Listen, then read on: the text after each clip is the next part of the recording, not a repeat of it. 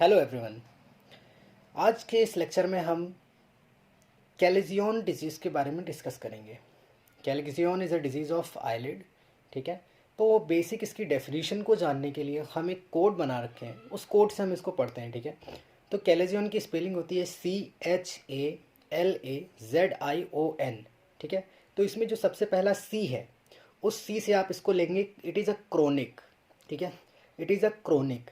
Then जो इसके बीच में L आ रहा है, उस L से हम लेंगे लिपोग्रेनुलोमेटस। ठीक है, इट इज़ अ क्रोनिक लिपोग्रेनुलोमेटस। और लास्ट में इसके N आ रहा है, उस N से हम इसको लेंगे non suppurative and non infective disease. तो इसकी डेफिनेशन क्या हुई कि it is a chronic lipogranulomatous non suppurative and non infective disease of eyelid. तो बेसिकली इसमें होता क्या है कि एक छोटा सा लंप इस आईलिड के ऊपर डेवलप हो जाता है।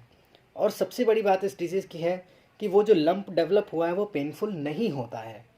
ठीक है, अच्छा, इसकी डेफिनेशन हो गई। अब हम इसकी पैथोलॉजी पर आते हैं। इसकी पैथोजेनेसिस कैसे होती है कि हमने एनाटॉमी में पढ़ रखा है कि हमारी आईलिड्स में मेबोमियन ग्लैंड्स की डक्ट्स होती हैं। ठीक है, मेबोमियन ग्लैंड का क्या काम होता है कि हमारी टीयर फिल्म, जो हमारे टीयर्स होते हैं, ठीक है, उन टीयर्स की 3 लेयर होती हैं, lipid layer, water layer and mucin layer.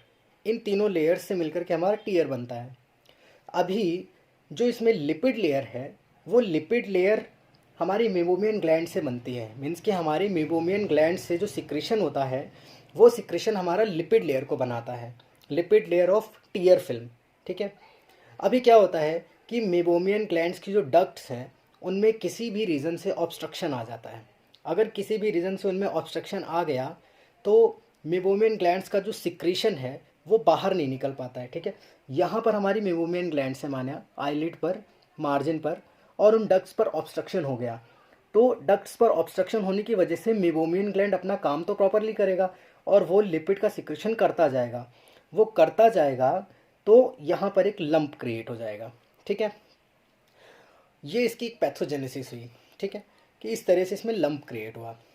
अभी इसमें पेशेंट अपने को फीचर्स क्या देगा, सिम्टम्स क्या आएंगे। तो बेसिक सिम्टम्स सबसे पहले कि उसको एक मास पैल्पेट होगा, उसको एक अपनी आई पर हैवीनेस फील होगी क्योंकि यहाँ पर एक लंप रखा हुआ है। ठीक है, सेकंड चीज़ क्या है कि ये पेनफुल नहीं होता है। ओके, ये बिल्कुल भी पेनफुल नहीं होता है, पेशेंट बिल्कुल पेन की कंप्लेन नहीं करेगा। तीसरी चीज़ क्या हुई, अभी एक यहाँ पर लंप रखा हुआ है, इसकी वजह से ड्रूपिंग होगी, मीन्स कि आई में हैवीनेस होगी और पलकें आप मतलब खुद से गिरेंगी नीचे साइड पर। नॉर्मल सी बात है, यहाँ पर कुछ हैवी है तो पलकें खुलने में टाइम लगेगा और पलकें गिरेंगी। That is drooping of eyelid. ठीक है, ये कुछ इसके सिम्टम्स हैं। देन इसके बाद इसमें कॉम्प्लिकेशंस क्या आते हैं। तो कॉम्प्लिकेशंस में इसमें सबसे पहला आएगा कि अगर हम इसका ट्रीटमेंट नहीं किए तो सबसे पहला कॉम्प्लिकेशन आएगा कि ये जो हमारा लिपोग्रेनुलोमेटस नोड्यूल है, ये हार्ड हो जाएगा थोड़ा सा। ठीक है, अभी थोड़ा सा हार्ड हुआ, अभी भी अगर हमने इसका ट्रीटमेंट नहीं किया देन इट बिकम्स फाइब्रस। ठीक है, और अगर अभी भी हमने इसका ट्रीटमेंट नहीं किया और इसमें और इन्फ्लामेशन होता गया और इन्फ्लामेशन होता गया, तो एक कंडीशन ऐसी आएगी कि ये नोड्यूल बर्स्ट कर जाएगा। ठीक है, that is the most severe case of chalazion. चलिए, ये हो गया इसकी कॉम्प्लिकेशंस। अब हम आते हैं इसकी ट्रीटमेंट पर। तो ट्रीटमेंट हम इसमें बेसिकली 3 तरह से दे सकते हैं। सबसे पहला ट्रीटमेंट होता है that is conservative treatment. Conservative treatment में हम क्या करेंगे कि हम पेशेंट को बोलेंगे कि आप हॉट कंप्रेशंस लें। हॉट कंप्रेशंस मीन्स कि अपना फिंगर या पाम को ऐसे रब करके थोड़ा सा हॉट हो जाए तो ऐसे यहाँ पर प्रेशर दें हल्का सा लंप के ऊपर, दैट इज़ हॉट कंप्रेशन। तो या पाम से भी दे सकते हैं या किसी हॉट क्लॉथ से भी रब करके वहाँ पर कंप्रेशन देने को बोल सकते हैं। सेकेंड चीज़ होती है इसमें मेडिसिनल ट्रीटमेंट। ठीक है, अभी यहाँ पर क्या है, पेन तो है नहीं यहाँ पर बट इन्फ्लामेशन है हल्का सा, तो हम यहाँ पर बेसिकली एंटी इन्फ्लामेटरी ड्रग्स उसको देने के लिए बोलेंगे कि आप एंटी इन्फ्लामेटरी ड्रग्स वगैरह लीजिए। और अगर कंडीशन थोड़ी और सीवियर है, यानी कि फाइब्रस या फिर हार्ड नोड्यूल बन गया है, तो हम उसको आईवी कॉर्टिकोस्टेरॉइड्स भी प्रेफर करते हैं कुछ पेशेंट्स में।